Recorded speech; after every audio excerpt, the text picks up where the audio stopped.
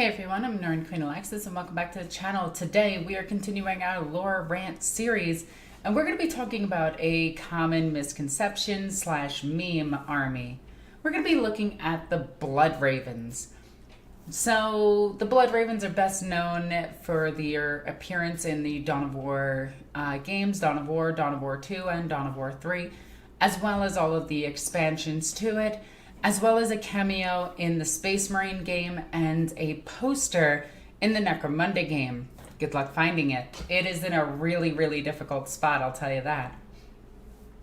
But the common misunderstanding of the Blood Ravens is that they acquire relics from other chapters. And today I thought I would talk about that because they actually expanded that lore quite a bit in one of the more recent White Dwarfs. And by recent, I mean about a year ago at this point. Still kind of recent. So, what are the Blood Ravens?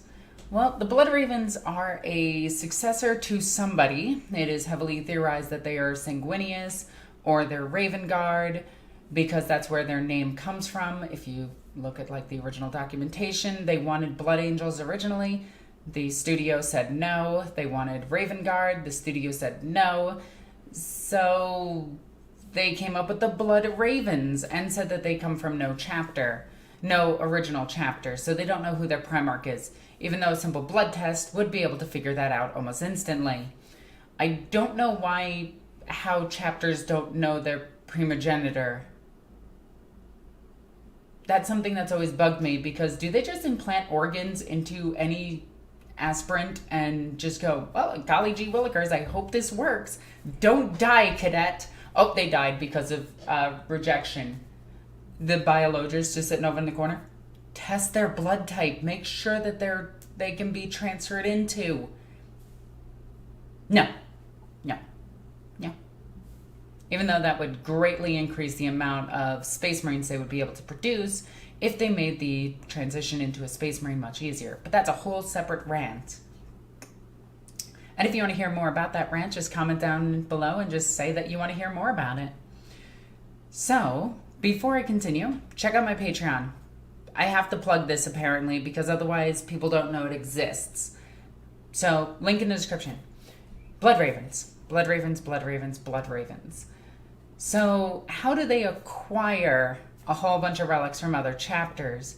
So this started out in Dawn of War 1 with them coming into contact with relics that they weren't supposed to have, and made more prominent in Dawn of War 2, where you can outfit your guys with different pieces of war gear, including Dorn's actual hammer. Like literally the Primarch's Thunder Hammer. Now, let's just point this out.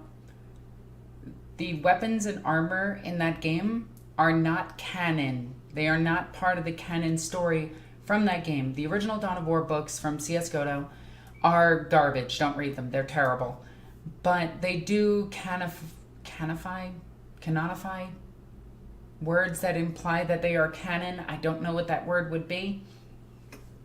But they do put into 40K's lore that the Blood Ravens actually exist and how they start to do things. Fast forward to the White Dwarf, this was retconned quite a bit. In fact, most of their lore was retconned in this White Dwarf. So now how the Blood Ravens act and what the Blood Ravens do, in my opinion, is way cooler. Essentially, they operate similar to Death Watch, where they take in members from other chapters and they train them. But the Blood Ravens excel at psychers. Like, it's one of their best things ever. They have a mastery of psychic powers that no other chapter has. Now, this is why a lot of people think that they are Sons of Magnus. And to be honest, I actually like this rumor quite a bit, but it makes more sense that they're based off of what their chapter is named after than to say that they are psychers and they're referred to as brother in one book. So, it is what it is.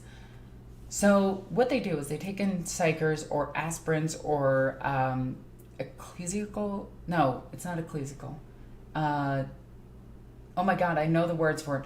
But all of the different types of librarians that Space Marines have, they train them, and in exchange, as an honorable thing, they will exchange a relic. Now, this is actually a practice done in today's military. Sometimes it's not like something that's like everyone knows about, but it would be like exchanging an item, something like a keepsake, with each other for thanking them, like showing gratitude. And this is how the Blood Ravens get their relics. Now, interpret that how you will, but it still sounds like they kind of take some things, or take liberties with a lot of things.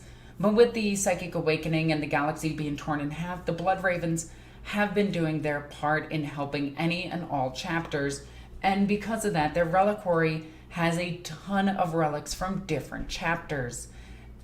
And honestly, it's kind of neato mosquito. And in a small way, I based a little bit of my own personal chapter, my OC chapter, after this kind of practice. Not stealing, but simply going to battlefields after battles have already been done. Say like Space Marines lose, or the Space Marines retreated after a defeat, and the Imperial Guard is still there fighting. My chapter will come in and help cleanse the land and resupply the Imperial Guard, the Sola Auxilia down below, as well as collecting relics from the chapter that fell or lost in that battle. They will carry them with them into another battle so they can regain their honor before returning them to their chapter. Do Blood Ravens return chapter relics? No, not at all. So yeah. The Blood Ravens are very, very, very interesting. They've worked with Eldar before. They've worked with Tau. They've worked with everything, including Chaos at some points. The Blood Ravens have fallen to Chaos, and some have remained loyal. Others are, well, monsters at this point. But they tend to stick to their own sources and don't really interfere with other chapters too much. And every time we see them in media, it's more of a nod to Dawn of War than an actual full inclusion into the story's lore. Like when we saw them deep striking on the bridge in Space Marine. They're one of the first chapters you see as you go down the bridge and you have to cross it. It's just something cool, and it's a good little nod that they still exist and still acknowledge them. But do the Blood Ravens steal, as the meme says? No. They do it in a more intricate way. So that's all I have to say about the Blood Ravens and the whole meme thing. It is a fun meme, but it is older than most people in this hobby at this point. So please, make some new memes. There's 1,000 different things we can meme on. Like the fact that Belisarius Call doesn't have like 1,000 memes annoys me. Or Terzine, please? Let's get some new material. So if you enjoyed this lore rant, be sure to comment in the comment section down below. Tell me what you want to hear me rant about, whether it be a piece of equipment, a character's loadout, some lore for specific characters that I know about.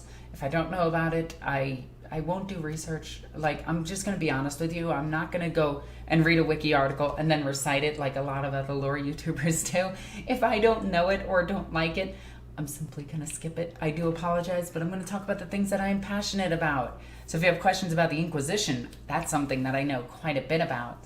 If you have questions about the Tyranids, comment down below. Tell me everything you want to know about the 40k lore, and I'll give you my best answers. As always, I'm Egoqueenalexis. I love you guys. Bye.